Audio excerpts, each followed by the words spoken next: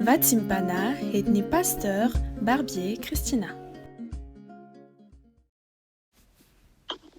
Ny famonjenantsika dia amin'ny anaran'i Jehova hanao ny lanitra sy ny tany.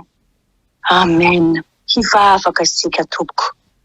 Manome voninahitra ny anaranao Ray zanaka fanahy masina tsara indrindra amin'izao asabata vaovao nomenao anay tsirairay avy izao.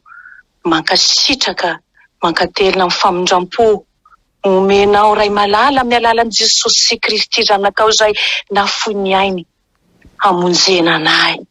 Saotra navotanao ka trapamonjena izany iraisanay miaraka amin'ireo mponiny lanitra manao hoe masina, masina Jehova tompony maro, heniky ny voninahiny tany rehetra. Misaotra mpamonjy malala, tsy vitany velominao ihany, indroko ianao maniry hanome sakafonaina, sakafo mahasoa ho an'ny fananay.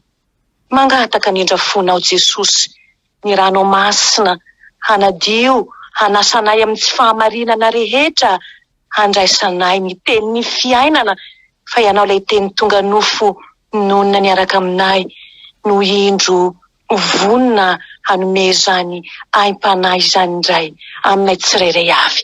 Fantatray anefa fa ny heloka ny hevitra mampisaraka anay aminao, koa dia meteza ianao Jesosy, hanasanay tompo, ary avelao ny helokay tompo, azahoanay tafaray aminao indray, mialalan'ny fananao masina, mba hinananay izao sakafo panahy izao.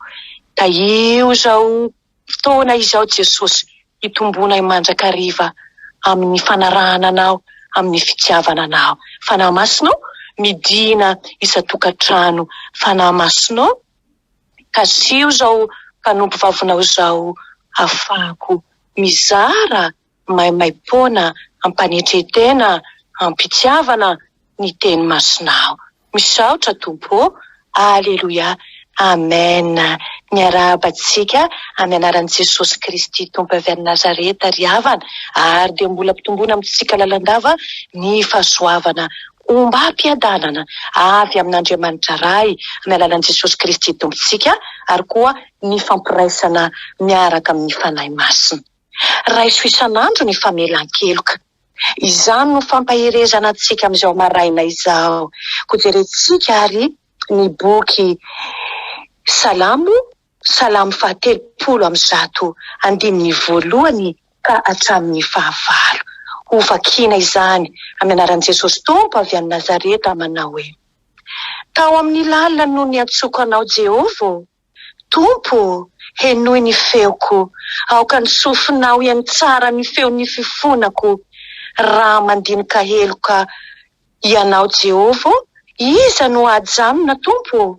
Fa eo aminao no misy ny famelan-keloka mba hatahorana anao. Niandry an'i Jehova aho, eny niandry azy ny fanahiko, ary ny teniny no nanantenako.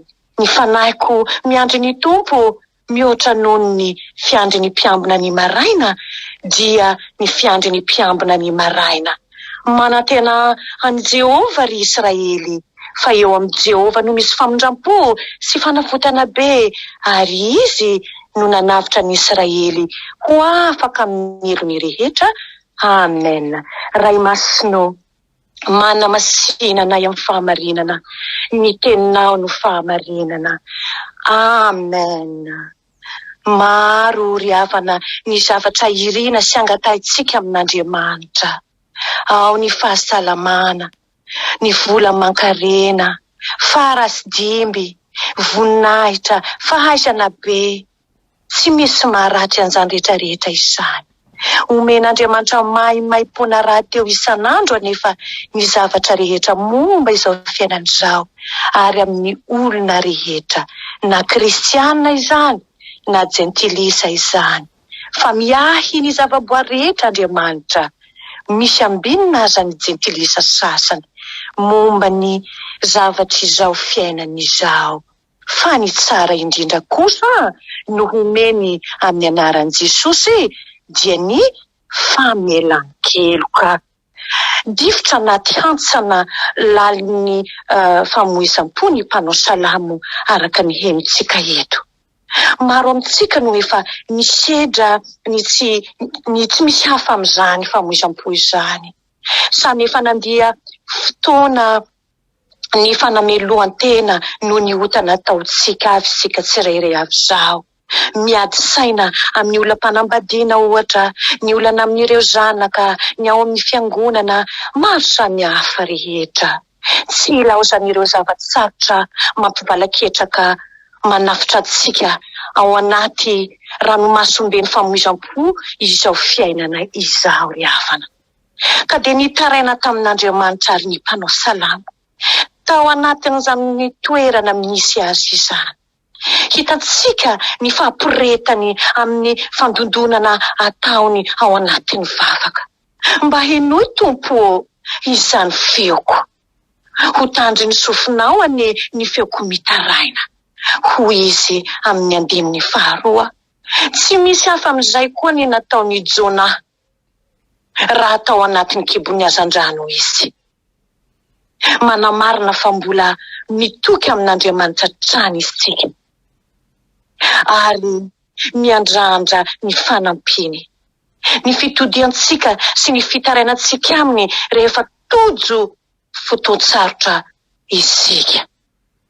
Izany finoana izany no nasehon'ireo olona maro samihafa toy anary Bartimeo jamba ohatra, raha nitalao tamin'ny Jesosy izy hamendra fo taminy. Fantatsika izany tantara izany ao Marka 10:9-11:20. Soa ny fariavana, fa tsy hoe sanatria olon-doza ity mpanjaka sy mpitsarantsika ity dia Jesosy izany. Ka nahalala n'izany ny mpanao salamo. Fa eo aminy ozy izy no misy famelan-keloka araka ny andininy 4. Zava-dehibe momba antsika olombelona ny famelan-keloka ry havana. Antony nanirana ny zanaka dia ny hahazahoam-pamelan-keloka sy fampihavanana amin'ny ray. Nirany teo amin'ny hazo fijaliana no nanaovany fampihavanana araka ny bokin'ny Kolosianina 2:20. Ary izany raha teo no lazain'i Jesosy hoe fa ity no rako dia amin'ny fanekena izay alatsaka ho amin'ny maro, ho famelan-keloka. Soa lehibe ho antsika ny famelan-keloka ry havana. Ary sambatra ho mpanao salamo ny olona izay voavela ny elony sy voasarona ozy ny fahotany. Sambatra ny olona izay tsy isain'i Jehovah eloka. Salamo 2:30. Fa pentina lehibe amin'ny fiainantsika eo anaty an'Andriamanitra ny ota ry havana. Fanete mboninahitra ho an'Andriamanitra izany. Fa vokatry ny andron'ny Adama sy Eva io ota io. Ka dia voasakan'io ny soa maharitra mandrak izay kasainy homenantsika. Kanefa ry havana, Andriamanitra fitiavana ilay Andriamanitra vavahantsika. Te hamela eloka nefa Andriamanitra. Toy ny voron-damba teo an-koditry n'ilay zanak'adala io otantsika io. Ka tian'ilay iraintsika hesorina amintsika io ry havana, ary dia hesorina haingana. Niandry fibebahana nefa izy. Namboraka nenina ilay zaza, ka nandroso fibebahana hoe raiko, aza tao ho anisan'ny zanakao intsony aho. Tian'Andriamanitra homenantsika ny famelan-keloka. Izany no isehoany voninahiny sy ny fahamarinany ary ny fitiavany. Fa tsy mba manao amintsika araka ny helokontsika izy, na mamaly antsika araka ny fahotantsika ho indray salamo 3:10. Fa hoy kosa i Ziona hoe raha niaiky ny fahotantsika isika dia matoky sy marina izy, ka mamela ny fahotantsika ary manadio antsika ho afaka amin'ny tsy fahamarinana rehetra. Ziona 1:7. Voninahitra Andriamanitra ary afaka ny mamela heloka.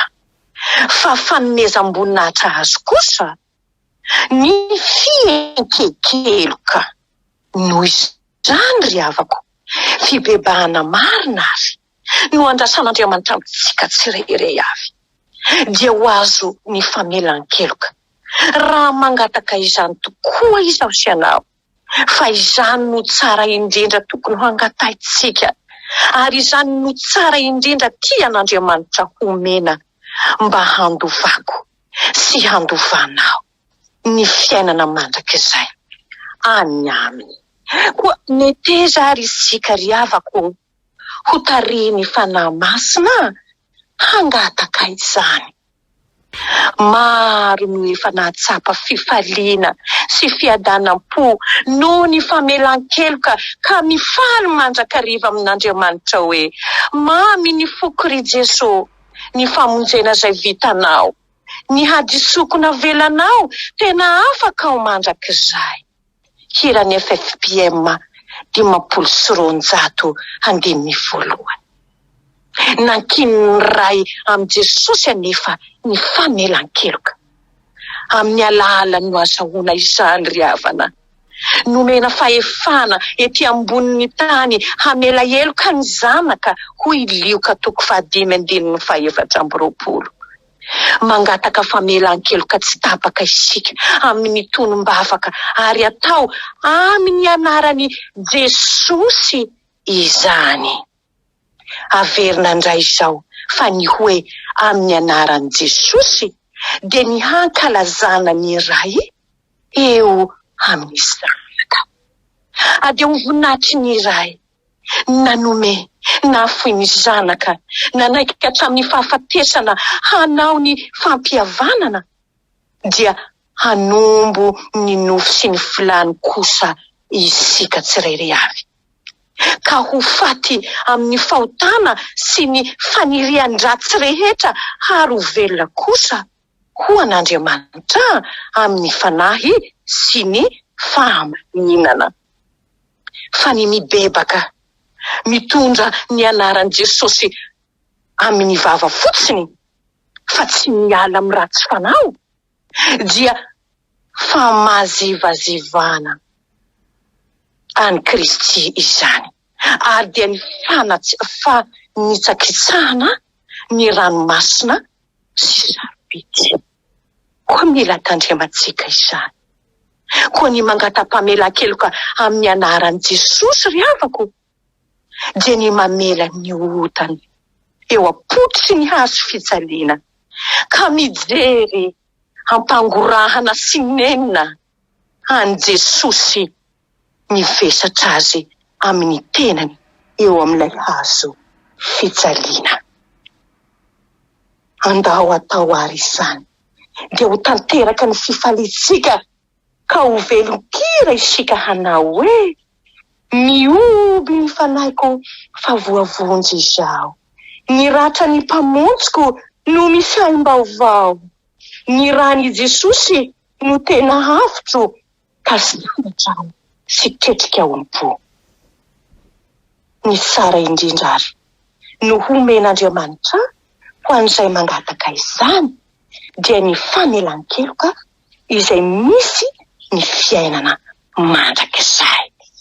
Hoy ny lohateny ny hoe Raiso isan'andro, ny famelan-keloka. Azy irery ny voninahitra antsika ny fibebahana sy ny fifadin-kanina. Haleloia, amen. Ivavaka isika. Manetry tena Jesosy tonatreanao. Matsiaro bitika kely tsinotsinona, vovoka lavenoka eo anatrehanao Jesosy, ilay mpamela heloka. Tianao zahay Jesosy handray ny fahasoavana lehibe vitanao teo Golgota, dia ny nangatahanao ny famindramponao tamin'ny ray hoe: ray io mamela ny elo, fa tsy fankan'izao mba hazahoana ny famelan-keloka amin'ilay rasoa nalatsakao teo Kalvary. Tompo, mandadilady tompo. Tsy maefa na inona raha misaraka aminao Jesosy. Omeo anay ny famelan-keloka. Vonoy ny elokay. Esory ny fahotanay. Azahoanay handeha amin'ny fatahorana anao sy amin'ny fanotintena. Da io Jesosy, ny teninao hitsira ty anatinay tsirairay avy. Manomboka amin'izao mpanomponao no finidinao hizarany izany teny izany. Fandrao izao zay mitovy indray no lavinao tompo. Any aparany. Ady omenao anay tsirairay avy izany. Mba hifalianay, hanananay fiadanam-po miaraka aminao Jesosy. Misaotra tompo. Andriamanitra manakariam-pahasoavana ianao. Omenao anay ny zavatra rehetra. Ary ny famelan-keloka atolotrao anay koa. Raha tsy mahatsapa mahafoy ny fahotanay sy ny hotanay zahay Jesosy. Koa Raiso tompo, fazana. Misaotra Jesosy. Raiso ny fitahiana, ny tsodrano mahery izay hotonona amin'ny anaran'i Jesosy Kristy tompo, izay be fitiavana sy mamela heloka sy be famindram-po amintsika tsirairay avy. Hitay antsika ny Jehova ka hiaro antsika. Hampamirapiratra ny tavany amintsika ny Jehova ka hamindra fo amintsika. Hanandratra ny tavany amintsika tsirairay avy ny Jehova. Hanome antsika ny fifaliana fiadanana azy. Famelan-keloka. Anaka hoe ny tompo, atolorahy ny fonao. Ho anao kosa, ilay mipetraka eo amin'ny seza fiandrianana masina. Zanak'ondrin'Andriamanitra. Hanao ny saotra, hanao ny haja, ho anao ny dera, ny voninahitra, ny hery sy ny fahefana, mandrak'izay. Alleluia. Amen.